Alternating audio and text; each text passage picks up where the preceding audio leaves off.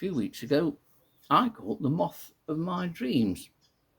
But every hobby or interest often has something like that. There's one particular thing that eludes you and you just can't wait to see it.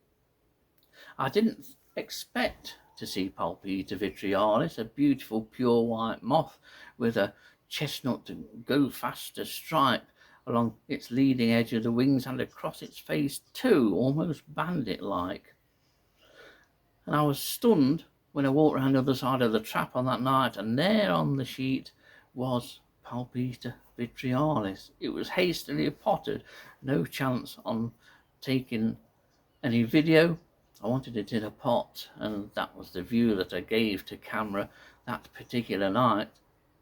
I brought it home with me with the idea of taking photographs the next day.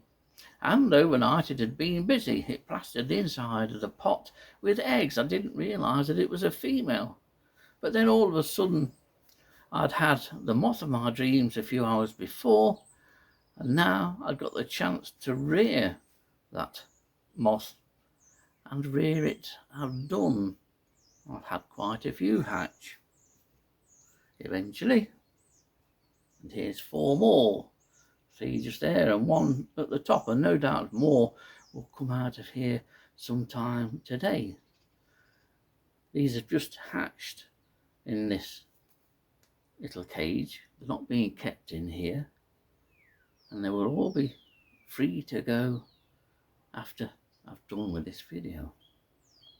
It really is the most stunning moth, and I was so pleased to see it and catch it. I had seen one a year before on one of Nottinghamshire's few records, but it's a moth now which is turning up annually in the last 3 years.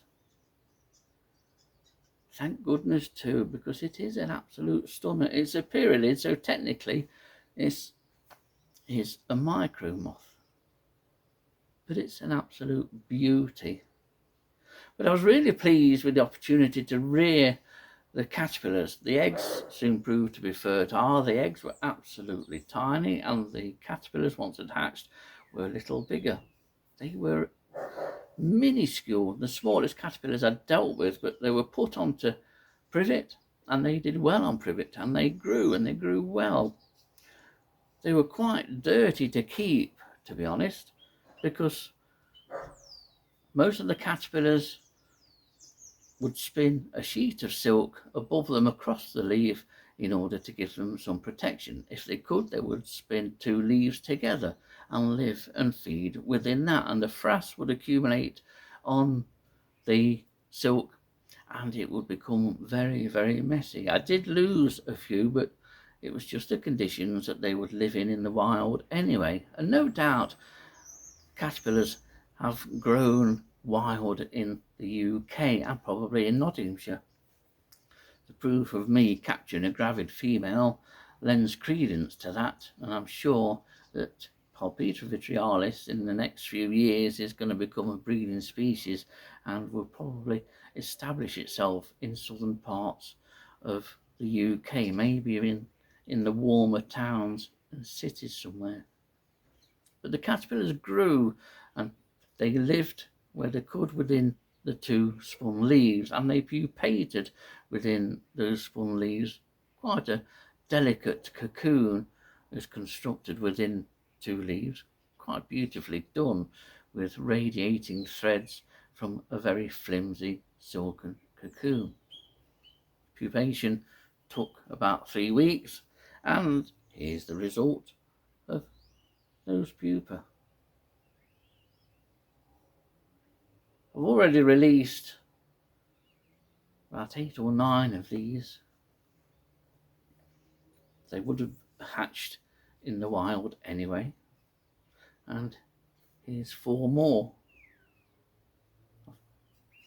It is the most beautiful moth, absolutely beautiful, pure white, just the odd tiny and very fine black spot, but it's that addition of the design makes you think why, but on that leading edge of the wings there is that chestnut stripe, and I didn't realise until I looked closely at one side on that chestnut stripe across both of the forewings goes right across the face and the palps and along the other wing.